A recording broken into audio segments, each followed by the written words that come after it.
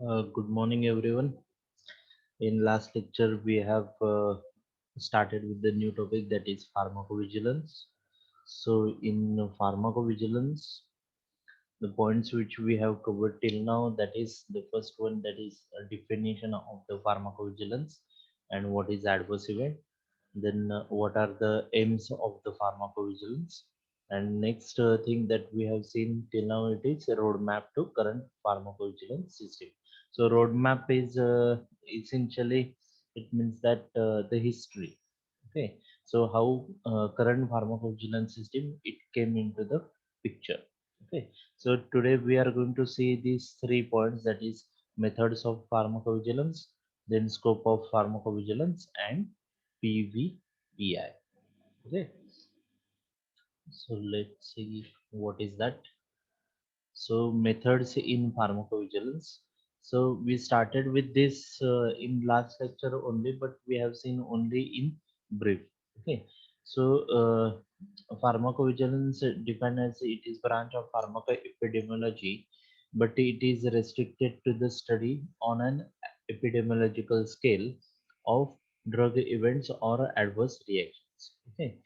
So our next topic is on pharmacoepidemiology only. So there we are going to see about various methods which are used to conduct a pharmacoepidemiological study. So same thing is over here only, but here we these methods in pharmacovigilance, they can be divided into 2 steps. So whatever methods we are going to mention of epidemiological study, they serve two purposes. That is, first is signal generation or hypothesis generation, and second step is the hypothesis testing.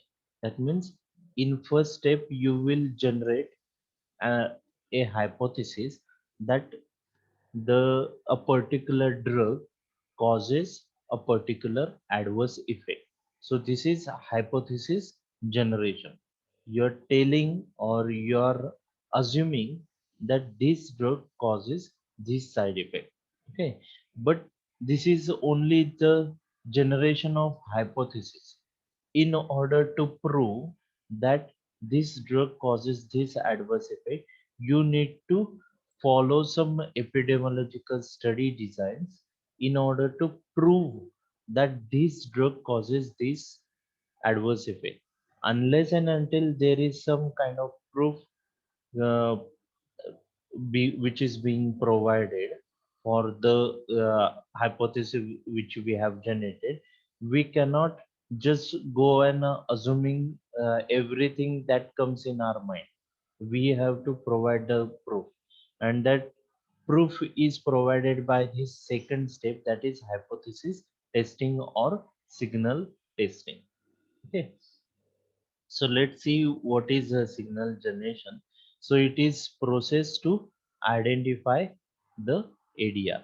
Okay, so it is relatively simple when we compare it to the signal testing.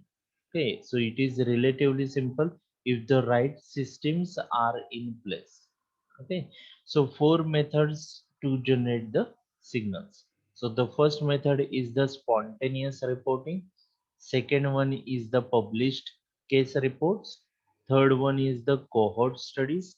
And the fourth one is post-marketing clinical trials. So we will see one by one all the 4 methods. Okay. So what is a spontaneous reporting? So it is recording and reporting clinical observation of suspected ADR with marketed drug is known as spontaneous or voluntary reporting. Okay, so this spontaneous reporting means what? If you're suppose if you're taking a drug, let's assume the drug XYZ. Okay, and you suffer from some kind of adverse reaction from that drug, and you went through the all technical terminologies or technical details of that drug, and you found that in those information leaflets provided along with the medication, there is no mention of the adverse reaction which you have suffered from. So in that case, you will give or you will provide the details of the adverse drug reaction through appropriate channel to the some regulatory authority. So this type of reporting is called as the spontaneous reporting. Okay. So spontaneous reporting has the advantages in that it is available immediately a new product is marketed, continues indefinitely, and covers all patients receiving the drug. So basically, it it has three advantages, that is available immediately. Second advantage, that it is available immediately, as well as it continues indefinitely. So there is no break in the at even after 10 years of marketing the drug, you can report the adverse reactions associated with that particular drug. So it is continuous indefinitely. So for indefinite time, period of time, you can report about the drug. And also the third advantage it provides, that it covers all the patients receiving the drug. So it is not controlled kind of thing. The data is can be collected from all the patients that are taking that particular drug. Okay. So it is most likely method of detecting new rare ADRs and the frequently generates safety signals which need to be examined further. Okay. So by this method, we can detect new ADRs or rare kind of ADRs. How we can get this rare kind of ADRs? As we are covering all the patients, and during clinical trials, the number of patients is very small as compared to the actual real life situation. In a real life situation, thousands or millions of patients they are taking the drug. So whenever millions of patients are taking the drug, as patients they differ genetically from each other, there is a possibility that some patients will report the ADR which is not mentioned in the clinical trial data. Okay, so such ADRs they might not be felt by each and everyone who is taking the drug. They might be felt by only certain kind of patient. So such kind of ADRs we can call it as a rare ADRs. Okay, so the main limitations of this spontaneous reporting are that difficulty in recognizing previously unknown reactions. Okay, particularly events that are not usually thought of as being ADRs, and underreporting, which is variable, sensitive to reporting stimuli, and difficult to quantify. Okay, so first limitation is that difficulty in recognizing previously unknown reaction. Okay, so sometimes it may happen that we are not very sure that whatever adverse reaction we have suffered from or we are feeling, it is from the drug which we are taking. Okay, it becomes more difficult when you are taking multiple of drugs. So that time it becomes very difficult to ascertain that whether the adverse drug reaction is because of a certain drug or it is combined effect of all of the drugs which we are taking. Okay, so it becomes very problematic, and sometimes we don't even recognize that whatever we are feeling it is a type of adverse drug reaction. We may feel that it is because of some pathological condition that we have, because of which we are feeling uh, the adverse reaction.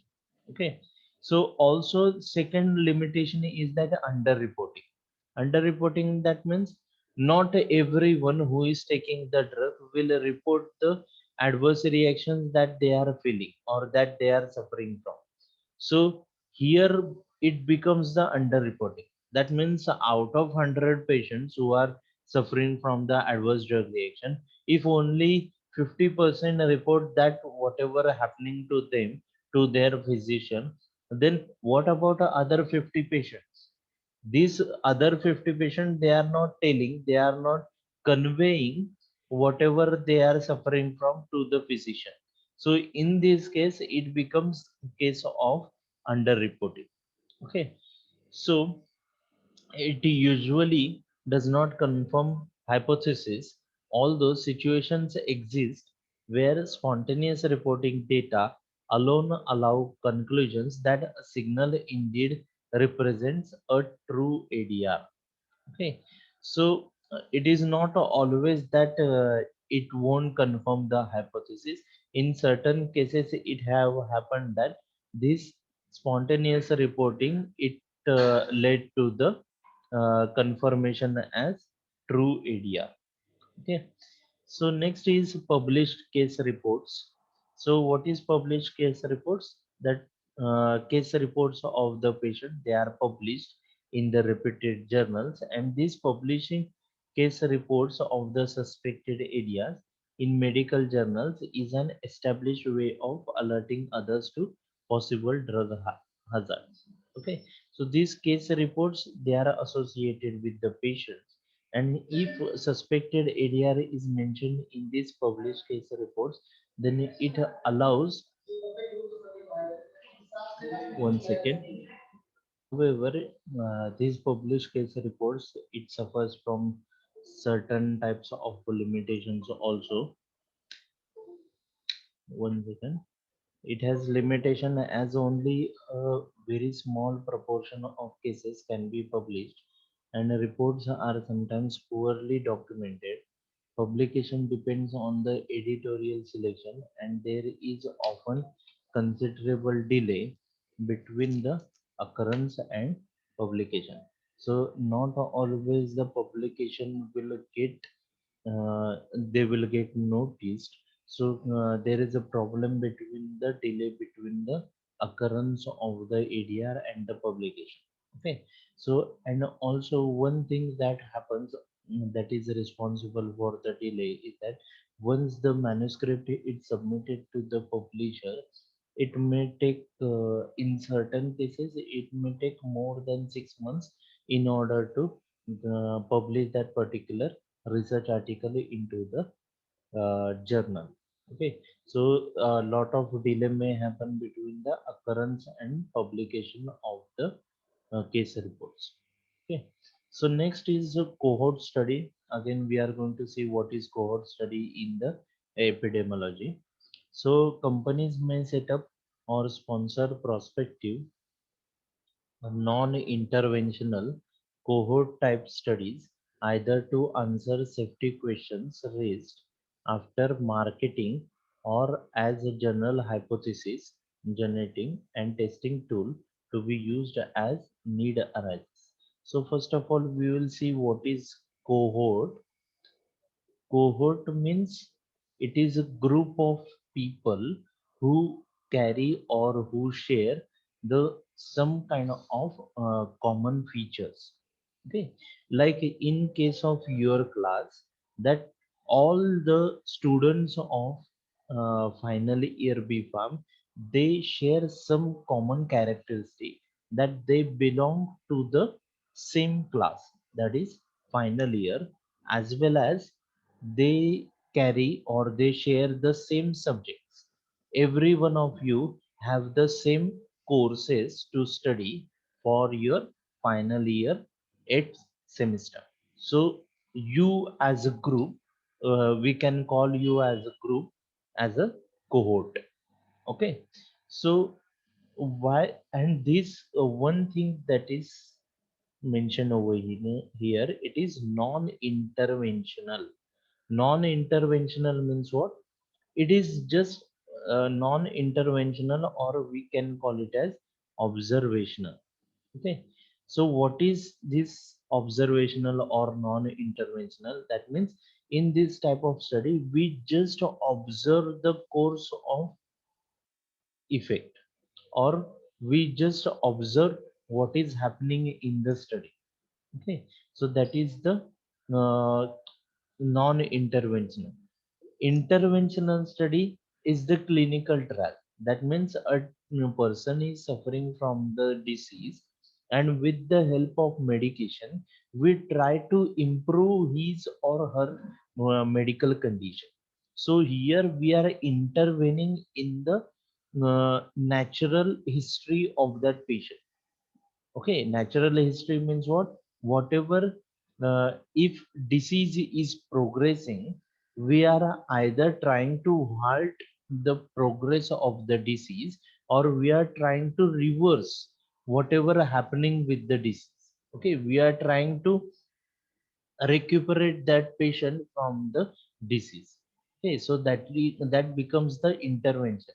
And in observation we just observe what is happening with the patient. Okay, so that is the cohort studies. Okay, so these studies, they answer safety questions raised after marketing. Okay, so what they do, that they answer safety questions. Safety questions means what? Whether the drug which is given to the patient, whether it is safe or not, that is being observed with the cohort studies. Okay, so we keep giving the drugs to the patient, and we just observe the patient for any probable or suspected adverse drug reaction. Or we also, uh, the second function it plays, that general hypothesis generating, that it helps to generate the hypothesis. That's why it is in the first step, that is signal generation or hypothesis generation. And also it can help in the testing of the that particular hypothesis. Okay, and it can be used as testing tool if there is need to do that. Okay, generally cohort studies are ineffective as tools for signal generation. Okay, so why it proves to be ineffective as tool for the signal generation? It is mainly because of limitation in size, and also data from such study are subject to signal versus noise problem. Okay, so this is important. So it fails to identify which is the signal and which is the noise. Noise is like background noise, and noise is useless as compared to the signal. Okay, so we want to identify the signal, we don't want to identify the noise. We are not interested in noise, we are interested in signal, and signal has to be specific. So cohort studies, they fail to distinguish between signal, what is signal and what is noise. Okay, so that is the same problem as that in case of the spontaneous reports. So next is the post marketing clinical trials. Okay, so large randomized clinical trials with wide entry criteria similar to SPC can be valuable in assessing the safety of marketed products as well as confirmatory efficacy. So what is the SPC? SPC is summary of product characteristics. Okay. So because patients are randomized to different treatments, they do not have some of the problems inherent in the cohort study. For instance, whether the control group is truly comparable. Okay, to make them sufficiently large to provide more information than the trials performed for product registration purposes may make them prohibitively expensive. Okay, so this is a kind of a limitation, that if we want to make, see, one thing you have to always be clear with, that if the sample size is more, then the probability of you getting the more clear or more correct results, reproducible results increase. But the problem with this increasing the sample size in case of post-marketing clinical trials is that it becomes expensive because all that process again comes into the picture. Okay, we have to pay certain amount to the subjects which are being recruited in this post-marketing clinical trials, and again there is a ethical issue of the clinical consent, informed consent to be taken in this post marketing clinical trial. So the entire drill or entire experiment which we are carrying out over here, it becomes expensive. So hence simple protocol and study plan with limited observation is desirable. Okay, so as we don't want it to be prohibitively expensive, we must design a simple protocol, and also we must design a simple study plan with limited observation.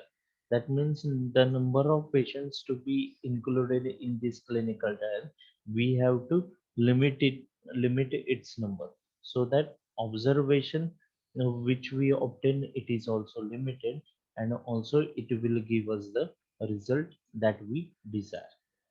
Okay, so next step is the hypothesis testing process. Okay, in earlier we have generated the hypothesis, now we have to test that hypothesis. So typical situation in company pharmacovigilance is that small number of reports have been received showing that the patients have developed serious medical condition, that is liver function disturbance, convulsions, or blood dyscrasia while receiving a particular product. Okay, blood dyscrasia means whatever formed elements of the blood, whether there is a increase or decrease in number of them. So that is blood dyscrasia.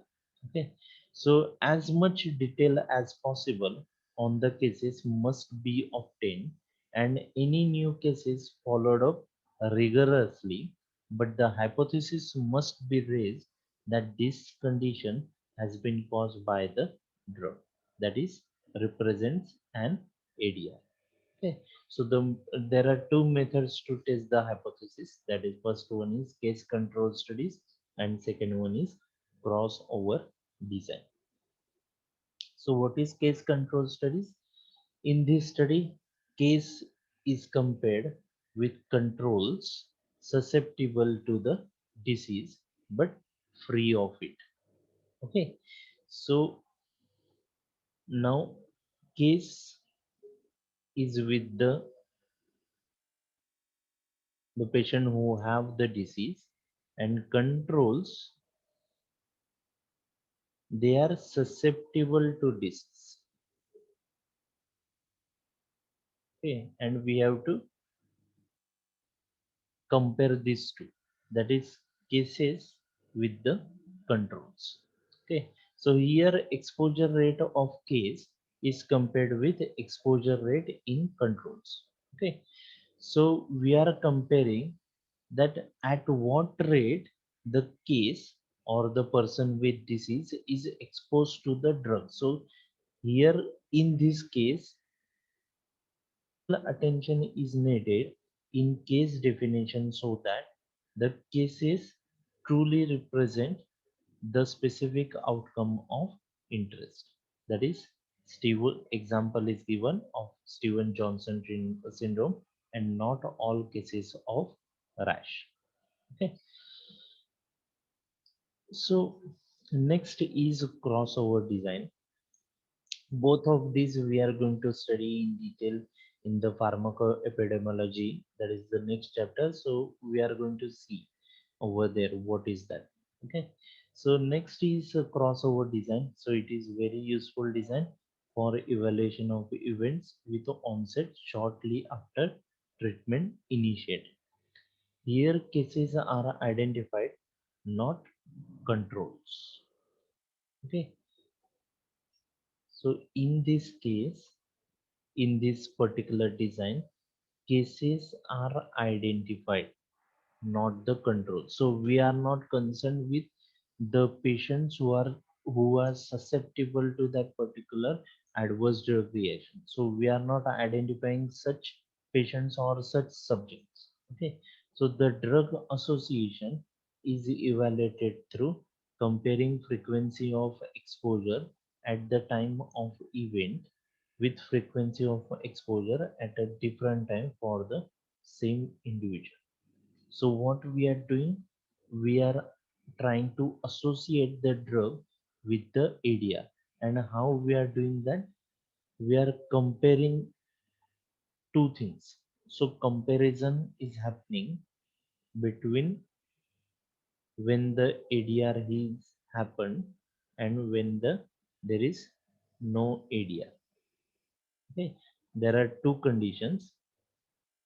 ADR is present, no ADR is present. So we are comparing frequency of exposure when the ADR is present and frequency of drug exposure when there is no ADR. And we are comparing frequency of exposure in both the cases in same individual. This is important. Okay, we are not comparing two different individuals. So that's why there are no controls in this. Okay, there is only one individual. In that one individual, if ADR happens, we are determining the frequency of exposure. And when that person was not suffering from any ADR, we are finding out the frequency of exposure at that particular time. And we are comparing this frequency of exposure in both the cases. Okay, so this design is less subject to bias than case control studies because individuals serve as their own controls. So this condition, that is presence of no ADR, will act as control, and this condition will act as case. Okay, so in the same individual we get the control condition as well as the case condition. That's why there is no presence of bias in this design. So the scope of pharmacovigilance. So the first one is improve patient care and safety in relation to the use of medicines and all medical and paramedical interventions. Second is improve public health safety in relation to the use of medicines. Third is contribute to assessment of benefit, harm, effectiveness, and risk of medications, encouraging their safe, rational, and more effective use. Okay, so it includes the cost effective use also. So when we say cost effective, again, the terminology that comes in our mind, that is economics. Okay, so pharmacoeconomics concept also has relevance to the pharmacovigilance. So it promotes understanding, education, clinical training in pharmacovigilance, and its effective communication to the public. Okay, so next is 1 second.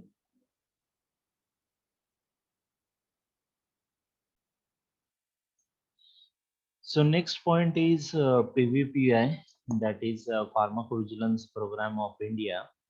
So this is our own pharmacovigilance system, and it is under the aegis of Central Drugs Standard Control Organization, that is CDSCO, New Delhi, under the aegis of Ministry of Health and Family Welfare, Government of India.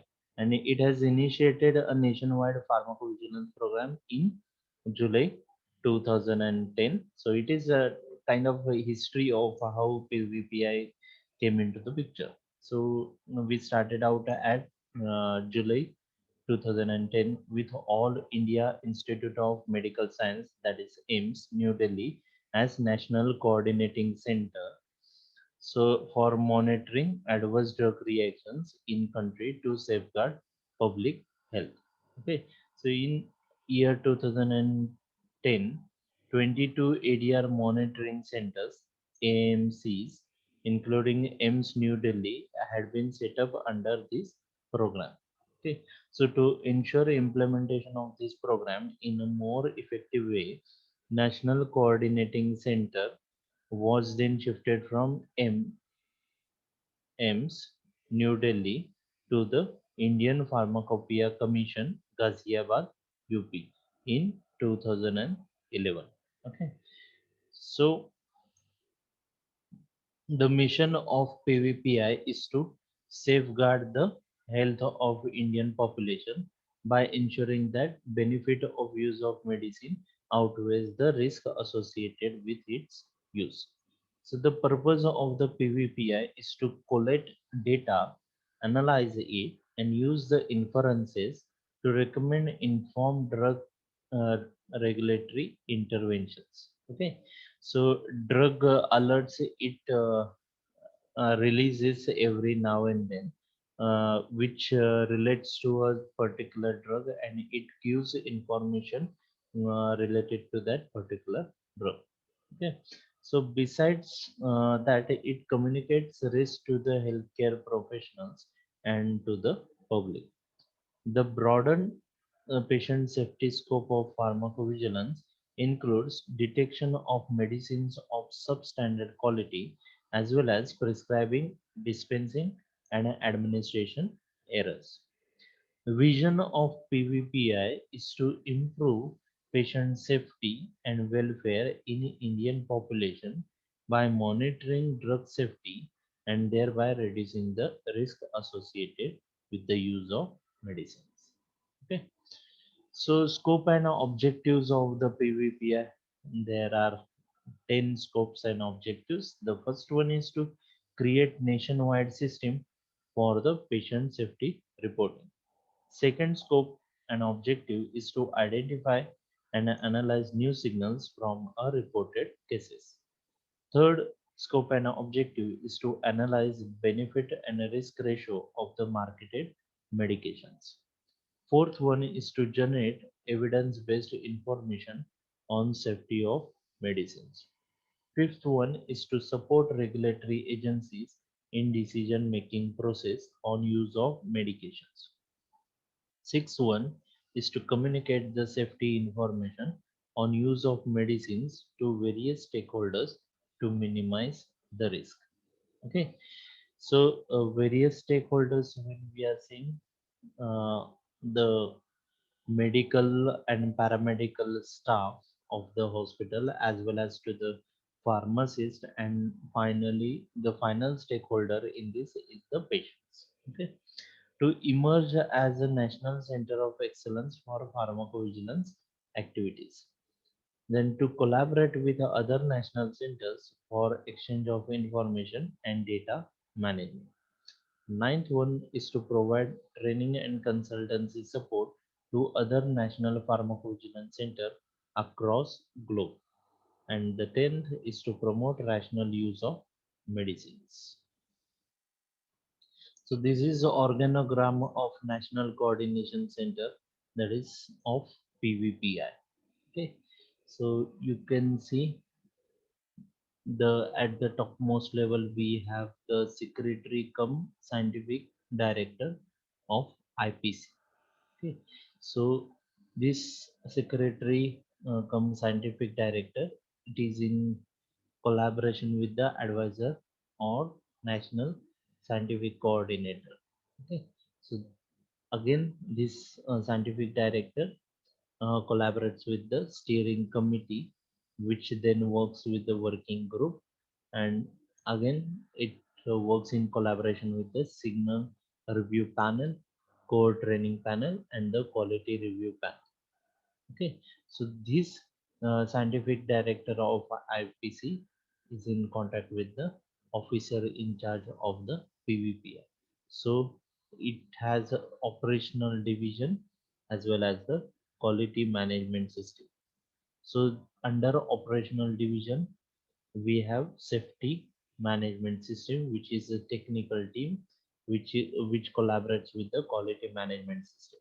So this safety management system, it has ICSR processing unit, then MAM's affairs, then NHPS, then SUSAS or serious adverse event, then signal detection, then benefit risk assessment, then international cooperation and the information technology. So this ICSR processing, it can be done in collaboration with the ADR monitoring centers, that is AMCs. Okay, so this quality management system, which works under officer in charge of the PVPI, it has quality assurance or quality control cell, then training and education cell, and the promotion, communication, and the publication cell. Okay, so secretary cum scientific director also looks after the supporting divisions. Okay, these supporting divisions, they include human resource and admin, then finance and accounting, and purchase and procurement. So these three divisions, they are not directly connected to the uh, functioning of the pharmacovigilance program of India, but they are essential to be maintained. So the functions of the National Pharmacovigilance System, they have been defined to include the following. The first one, to create nationwide system for patient safety reporting, to identify, analyze new signals from the reported cases. Third one is to analyze benefit risk ratio of the marketed medications. Fourth one is to generate evidence-based information on safety of medicines. Fifth one, to support regulatory agencies in decision-making process on use of medications. Sixth one, to communicate safety information on use of medicines to various stakeholders to minimize the risk. Seventh one, to emerge as National Center of Excellence for pharmacovigilance activities, to collaborate with the other national centers for exchange of information and data management, and nine, to provide training and consultancy support to other national pharmacovigilance centers located across globe. So you can see scope and objectives of the pharmacovigilance system. They are similar to that of the functions of the national pharmacovigilance system. Okay. So the data flow, how the data flows in this PVPI system, that if you can see some few identified names, that is AMCs. So healthcare professionals and patient can provide information to the AMCs where the data is collected and is then sent to the review to the National Coordination Center, which consists of the steering committee, which works with the working groups, and these working groups, it uh, has a connection with the, or it collaborates with the signal review panel, core training panel, and the quality review panel. Okay, so these ADR monitoring centers can also get information from the CDSCO zonal or subzonal offices. Okay, so this national coordination center, it then works with in coordination with the CDSCO headquarter, New Delhi, which works in collaboration with the pharmaceutical industries in India, the National Immunization Program, and various professional bodies. Okay, so professional bodies, we have MCI, PCI. Okay, so these there are many such professional bodies are present, and that all report to the CDSCO headquarter. And this National Coordination Center also works in collaboration with the Uppsala Monitoring Center, which is present or which is located in Uppsala, Sweden. Okay, it is global body that regulates or that is responsible for the pharmacovigilance. across the globe. Okay. So what are these ICSRs? These ICSRs full form is individual case safety reports. Okay. So that's all for the pharmacovigilance. So we have seen what is the history of it, what are the different methods of it. So what are the steps in the pharmacovigilance system, that is the signal generation and the signal testing. And we have seen various methodologies or study designs to carry out this signal generation and signal testing. Also, we have seen the scope or functions of the pharmacovigilance, and also we have seen at last the PVPI, that is Pharmacovigilance Program of India. Okay. So we should stop over here only.